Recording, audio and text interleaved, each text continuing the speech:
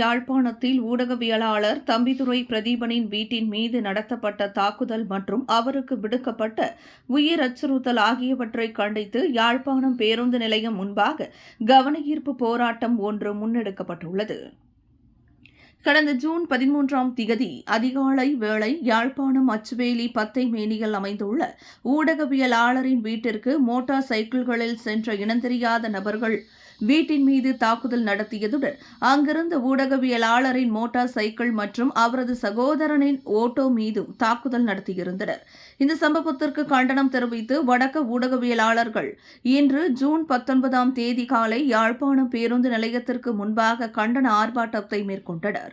இதன்போது ஊடகவியலாளருக்கு யார் பொறுப்பு, மொட்டந்தலைக்கும் முழங்காலுக்கும் ஏன் முடிச்சு, உண்மையை மறைக்க சம்பவத்தை திசை திருப்பாதே உட்பட பல ஸ்லோகோ அட்டைகளை ஊடகவியலாளர்கள் தாங்கியிருந்தனர்.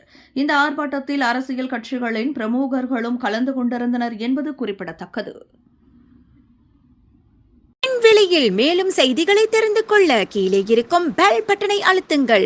உங்கள் ஆதரவை வெளிப்படுத்த லைக் மற்றும் ஷேர் செய்யுங்கள்.